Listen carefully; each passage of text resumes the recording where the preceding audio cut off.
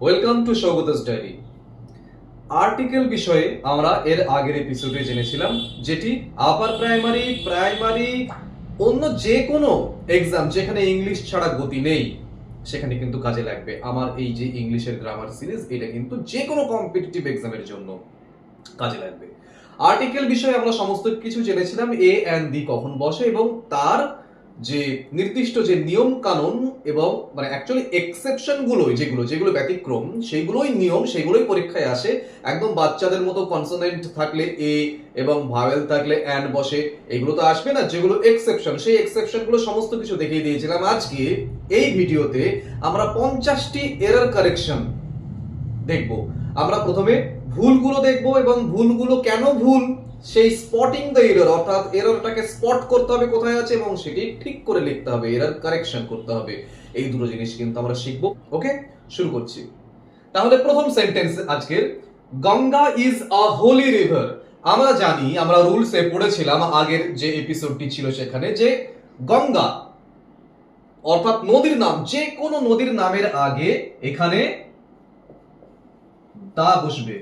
The Ganga is a holy river. তাহলে spotting the error এখানে এবং কারেকশন অফ দ্য এরর কি, the Ganga. Okay, next very very important এই দুটো, হিমালয়াস আর the highest mountain range in India. এই যে আমরা দেখছি হিমালয়াস, এর আগে দা বসবে। আবার একইভাবে যদি পরেরটা দেখেন, আই স দা কাঞ্চনজঙ্ঘা।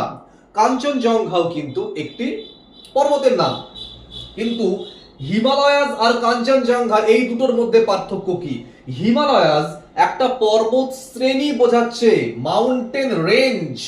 যখন মাউন্টেন রেঞ্জ বোঝাবে তখন অবশ্যই তার আগে দা বসবে, এবং যখন পর্বত শৃঙ্গ বোঝাবে তখন সেটি দা হবে না, এখানে দাটাকে রিমুভ করতে হবে। তার মানে আমরা কি শিখলাম? পর্বত মালা, তার আগে অবশ্যই দা। পর্বত শৃঙ্গ, নো দা। ওকে, এটা মাথায় রাখতে হবে। পর্বতমালা যেখানে, তার মানে অর্থাৎ দা হিমালয়াস হবে, দা আল্পস হবে, কিন্তু Kanchenjunga, mount Everest, mount Kilimanjaro, এগুলোর আগে কিন্তু দা বসবে না। Okay, next, earth moves round the sun. Earth একটি, সবসময় দা বসবে। এই যে যেরকম দা বসেছে সানের আগে, এবং পরেরটাও ঠিক তাই, sun rises in the east, the sun. অর্থাৎ যে কোনো ন্যাচারাল অবজেক্টস যেগুলো একটাই, আর্থ, সান, মুন ইত্যাদি যেগুলো, সেগুলোর প্রত্যেকটির আগে দা বসবে। এগুলো কিন্তু রুলসে আমি কিন্তু আগের দিন বলে দিয়েছি, আজকে কিন্তু প্র্যাকটিক্যালি এখানে দেখানো হচ্ছে। এবার আমরা আসবো পরবর্তী 5টি সেন্টেন্সে। নেক্সট আমাদের 6 নম্বর যে sentence, I went to cinema yesterday. এই যে আমি গতকালকে সিনেমাতে গিয়েছিলাম। আচ্ছা, এই যে সিনেমা, আমরা অ্যাকচুয়ালি এখানে মিন করছি সিনেমা হলে গিয়েছিলাম। যখন সিনেমা মানে সিনেমা হল বোঝাবে তখন অবশ্যই তার আগে দা হবে, কারণ অ্যাকচুয়ালি এটা সিনেমা হল। কিন্তু সিনেমা মানে যখন মুভি বোঝাবে তখন দা সিনেমা দরকার নেই, তখন শুধু সিনেমা। কিন্তু আমি যখন সিনেমা হলে গিয়েছিলাম হবে তখন সিনেমা মানে সিনেমা হল। ওকে, নেক্সট যে sentence, principal called me. The principal called me, কারণ নির্দিষ্ট করে বোঝাচ্ছে প্রিন্সিপাল আমাকে ডেকেছিলেন, অবশ্যই দা প্রিন্সিপাল। পরবর্তীটা ভেরি ভেরি ইম্পর্টেন্ট একটি error correction for competitive exams. He left the college and joined a job. সে কলেজ ছেড়েছিল এবং একটি জব জয়েন করেছিল। আপাত দৃষ্টিতে কোনো ভুল নেই সেন্টেন্সটিতে। অ্যাকচুয়ালি যত রকমের এরর কারেকশন হয় আমরা কিন্তু আপাত দৃষ্টিতে কোনো ভুল দেখি না। ওকে, তো এই যে he left the college and joined a job, এইখানে দা কলেজ বলছি আমরা, এখানে দাটি হবে না। কেন হবে না? যখন দা কলেজ বলবো সুতরাং তখন আমি একটি নির্দিষ্ট কলেজকে মিন করছি।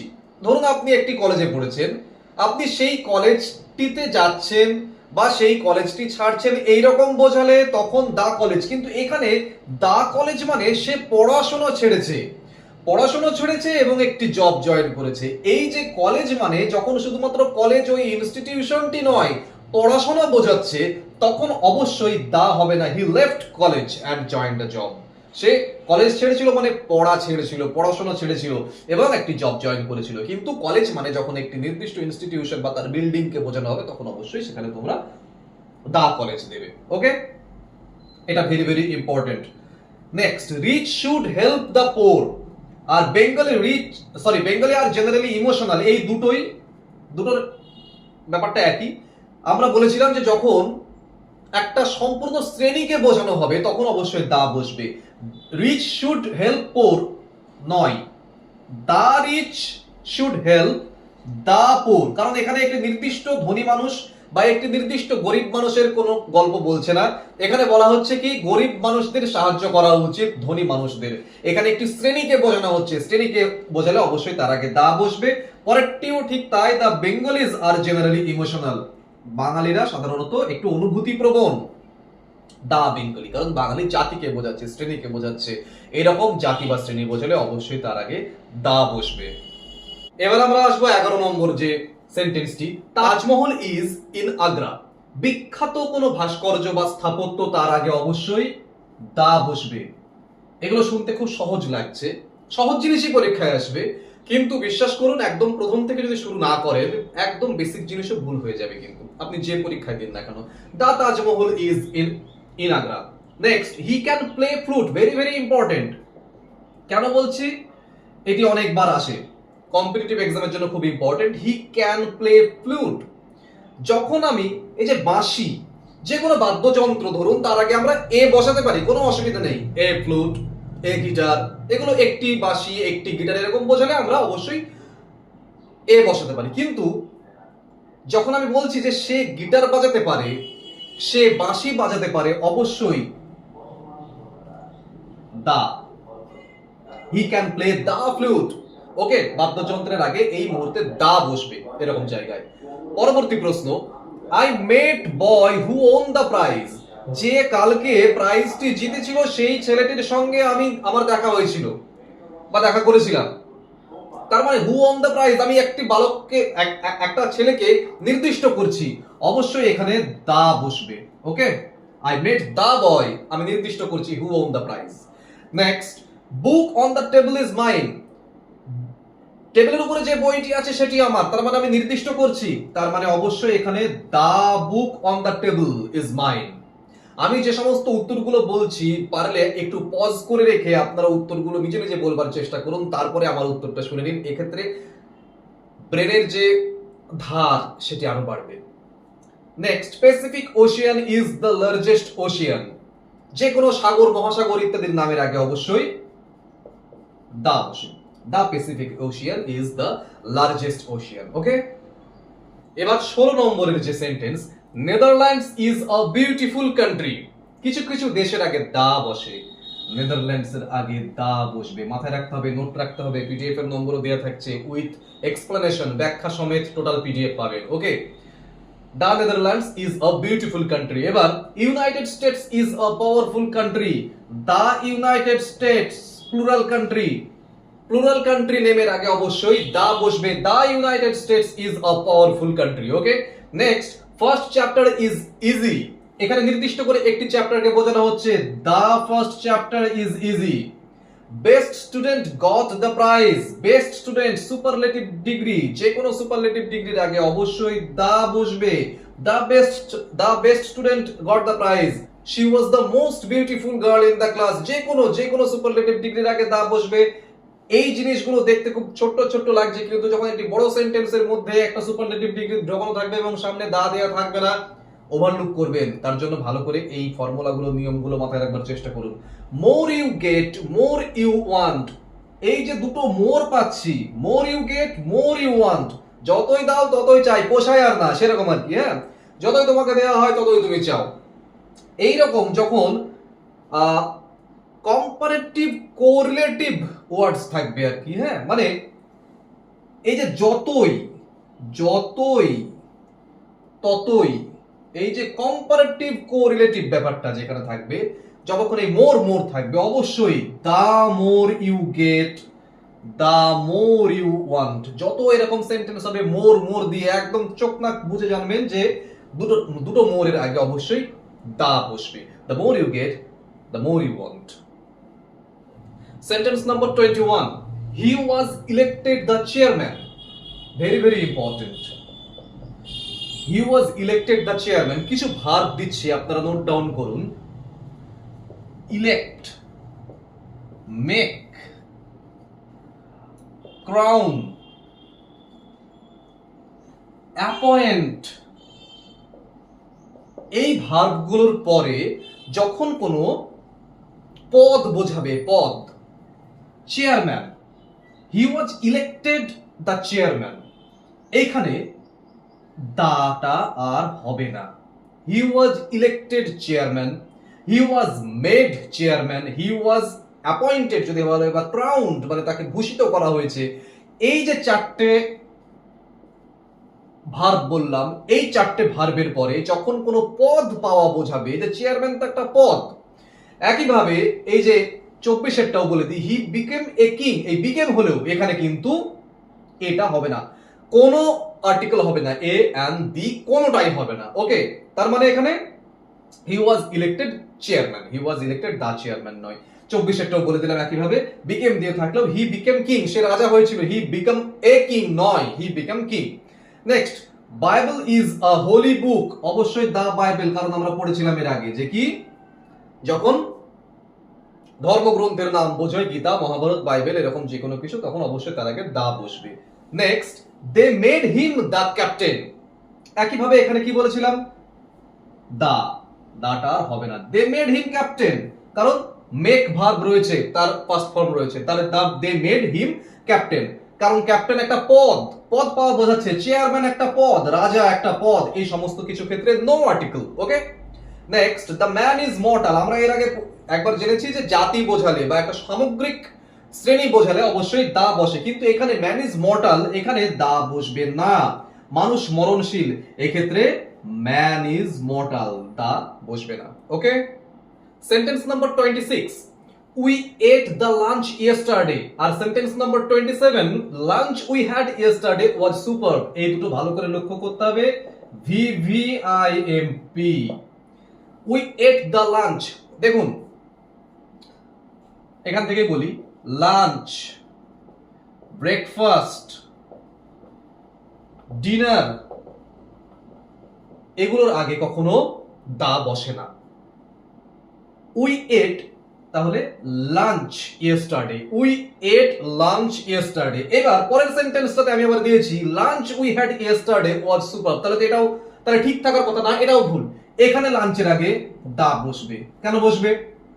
দেখুন, যখন স্বাভাবিক অর্থে আমি লাঞ্চ, ব্রেকফাস্ট, ডিনার ইত্যাদি বোঝাচ্ছি, তখন কোনো দা বসবে না, কিন্তু আমি এখানে মিন করছি কি, কালকে, গতকালকে আমি যে ডিনারটা করেছি, গতকালকে আমি যে লাঞ্চটা করেছি, সেটা দারুণ ছিল, অর্থাৎ একটা নির্দিষ্ট লাঞ্চকে আমি মেনশন করছি, তখন অবশ্যই দা বসবে, কিন্তু স্বাভাবিক অর্থে কখনোই লাঞ্চ, ব্রেকফাস্ট, ডিনার আগে দা বসবে না। We at lunch yesterday together, বা এরকম যে কোনো সেন্টেন্স যেখানে আমি স্বাভাবিক অর্থে বোঝাচ্ছি, সেখানে কোনো দা বসবে না। Okay, next, the milk is good for health, the milk নয়, দাটা হবে না। কেন হবে না? এখানে আমি স্বাভাবিক অর্থে দুধকে বোঝাচ্ছি, যে দুধ শরীরের জন্য উপকারী। দা মিল্কও ইউজ হতে পারে, কখন হতে পারে? আমি যদি বলি যে ওই বোতলের দুধটা কেটে গেছে, বা ওই বোতলের দুধটা নষ্ট হয়ে গেছে, এইরকম যদি নির্দিষ্ট করে কোনো কিছু বলি, তখন দা মিল্ক হতেই পারে, কিন্তু এখানে স্বাভাবিক অর্থে বলছি যে গুড ফর হেলথ, স্বাস্থ্যপ্রদ, সেখানে অবশ্যই শুধু মিল্ক।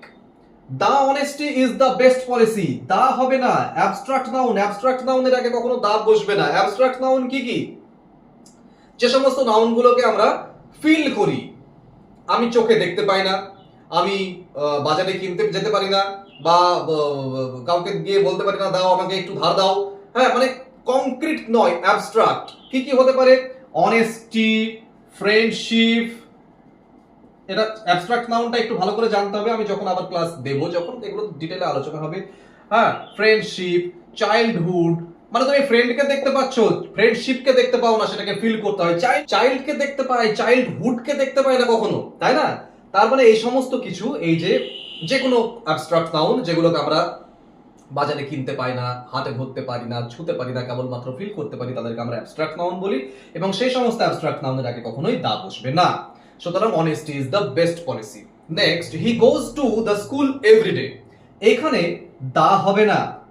ওই যে কলেজের কথা বললাম একদম প্রথমে, এখানে হি গোজ টু স্কুল এভরিডে, সে রোজ স্কুলে যায়। এখানে রোজ স্কুলে যায় মানে সে রোজ পড়তে যায়, বা স্বাভাবিক অর্থে যখন আমরা স্কুল বোঝাবো এইভাবে, তখন অবশ্যই সেটিকে মানে তার সামনে আমি দা লাগাবো না। দাটা কখন হবে? যদি ধরুন একজন বাবা বা একজন মা একটি শিশুর স্কুলে গিয়েছেন, তাহলে আমি যদি বলি যে বাবাটি বা অমুকের বাবা তিনি সেদিনকে এই স্কুলে গিয়েছিলেন, মানে স্কুল বিল্ডিং কে বোঝাচ্ছি, স্কুল ইনস্টিটিউশন কে বোঝাচ্ছি, তখন আমি দা ইউজ করতে পারি। কিন্তু সে রোজ স্কুলে যায়, স্বাভাবিক অর্থে যখন আমি এরকম বোঝাবো, যেরকম বলেছিলাম সেই যে সে কলেজ ছাড়লো এবং একটি জব জয়েন করলো, এখানে স্বাভাবিক অর্থে কলেজ মানে পড়াশোনা, এই সমস্ত ক্ষেত্রে দা হবে না। Okay, sentence number 31, he was sent to the prison. যখন প্রিজনে বন্দিকে পাঠানো হয় তখন প্রিজনের আগে দা বসবে না। এগুলো বুঝতে হবে, ওই যে স্কুল, কলেজ, প্রিজন ইত্যাদির আগে কখন দা বসবে, কখন বসবে না। এমনি স্বাভাবিকভাবে দা প্রিজন বলা যেতেই পারে, কিন্তু কোনো বন্দিকে পাঠানো হচ্ছে সেই হিসেবে প্রিজনের আগে দা বসবে না। The patient was taken to the hospital. Normally আমরা দা হসপিটাল আমরা বলতেই পারি, the hospital is situated in my village, এরকম আমরা বলতেই পারি। কিন্তু একজনকে যখন পেশেন্টকে পাঠানো হবে, যখন হসপিটালের আগে দা বসবে না। Okay, next, I saw an one eyed man. ওয়া অ্যান নয় এ, কারণ আমরা এর আগে পড়েছিলাম, আমরা জানি যে ও একটি ভাওয়েল, কিন্তু ভাওয়েল থাকা মানে ভাওয়েল হলে অ্যাকচুয়ালি অ্যান বসার কথা, কিন্তু এখানে এ বসবে। ওয়া যখন আসছে, এবং আমার যে এর আগের যে ক্লাসটি সেখানে কিন্তু এগুলো খুব ভালো করে বলা ছিল যে ভাওয়েল এবং কনসোনেন্ট দেখে নয়, এখন আমরা সাউন্ডটা শুনে বিচার করব কখন এ হবে কখন অ্যান হবে। যেরকম পরেরটা, she is a honest man, a নয় অ্যান হবে। কেন অ্যান হবে? কারণ এখানে এইচ সাইলেন্ট, অনেস্ট হনেস্ট বলছি না। এরকম আরো কিছু এক্সাম্পল যেটা দিয়ে ভুরি ভুরি এরর কারেকশন আছে, সেগুলো কি কি? অনেস্ট, তারপরে ধরুন hour, honour,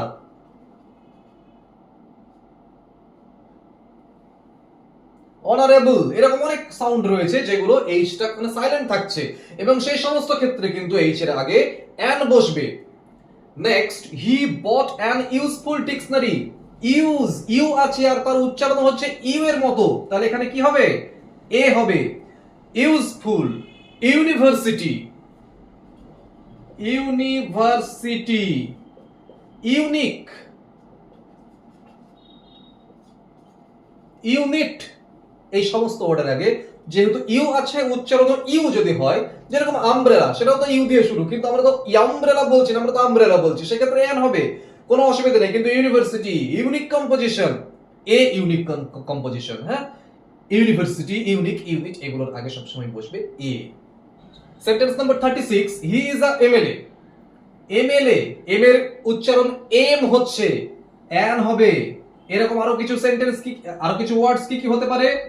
MLA, MA, FRCS, MBBS, প্রচুর লিস্ট দিয়ে দিয়েছিলাম আগেরটাতে, সেখান থেকে দেখে নেবেন। এই ধরনের ওয়ার্ড গুলো যেখানে যেখানে থাকবে এবং উচ্চারণ এম, এই যে এফ, এ আসছে প্রথমে, এই সমস্ত কিছুর ক্ষেত্রে হি ইজ অ্যান হবে। হ্যাঁ, হিজ ফাদার ইজ এফআরসিএস, এই যে এফআরসিএস বলেছে এখানে, তাহলে এখানে অ্যান বসবে।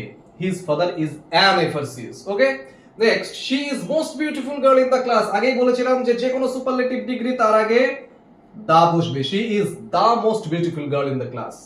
Next, she studies in an university. U এর উচ্চারণ যদি ইউ এর মতো হয় তাহলে অবশ্যই a university. Next, the vegetables are good for health. Vegetables are good for health, দাটা হবে না। কেন হবে না? আমি যদি কিছু সংখ্যক ভেজিটেবল মানে শাকসবজি আছে, আমি বললাম যে এই ভেজিটেবল গুলো খারাপ বা এই ভেজিটেবল গুলো ভালো, তখন আমি দা ভেজিটেবলস বলতেও পারি। কিন্তু এখানে আমি স্বাভাবিকভাবে বলছি যে শাকসবজি শরীরের জন্য ভালো, সুতরাং সেখানে আর কোনো দা বসবে না, দা ভেজিটেবলস আর হবে না, শুধু ভেজিটেবলস। ওকে, যে এরর কারেকশন গুলো করানো হলো এ এন্ড ডি, বিশ্বাস করুন যত বড় কম্পিটিটিভ এক্সাম হোক না কেন এর মধ্যেই সমস্ত কিছু থাকবে। এবং এর আগের দিন যে ক্লাসগুলো করেছি সেখানে যে এক্সাম্পল গুলো দিয়ে দিয়েছি তার মধ্যেই সমস্ত কিছু থাকবে। এ এন্ড বি আপনাকে ফিল ইন দ্য ব্ল্যাঙ্কস হিসেবে আসতে পারে, এ এন্ড বি আপনাকে এরর কারেকশন মানে স্পটিং দ্য এরর আসতে পারে, এরর কারেকশনে আসতে পারে, এবং রিটেন পরীক্ষার পরে যখন আপনি ইন্টারভিউয়ে যাবেন তখনও এই জিনিসগুলো কিন্তু মুখে মুখে ধরা হবে।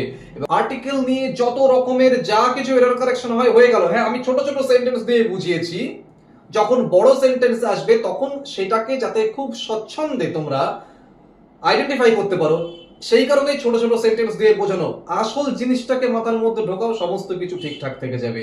যা ক্লাস করছি যদি মনে করো যে পিডিএফ দরকার, পিডিএফ এর নম্বর দিয়ে দিয়েছি উইথ এক্সপ্লেনেশন, ব্যাখ্যা সহকারে প্রত্যেকটা কিছুর যদি তুমি পিডিএফ চাও ওই নম্বর থেকে তোমরা কিন্তু পিডিএফ ও কালেক্ট করে নিতে পারো। অথবা এই যে আমি বলছি শুনে শুনেও মনে থেকে যেতে পারে, অ্যাটলিস্ট নোট করো বা পিডিএফ নিয়ে নাও, যা ইচ্ছা। ঠিক আছে, চ্যানেলটিকে সাবস্ক্রাইব করো সবার আগে, কারণ এত সহজে এগুলো বোঝানো ইউটিউবে খুব একটা নেই। কেমন? ভিডিওটিকে অবশ্যই লাইক করো, কমেন্ট করো, বন্ধুদের সঙ্গে শেয়ার করো, কেমন লাগলো জানাও, এবং চ্যানেলটিকে সাবস্ক্রাইব করো, বেল আইকনটি অবশ্যই প্রেস করে রাখো যাতে সবার আগে নোটিফিকেশন তোমার মোবাইলে পৌঁছয়। ভালো থাকো, দেখা হচ্ছে পরের ভিডিওতে আরেকটি টপিক নিয়ে। টাটা।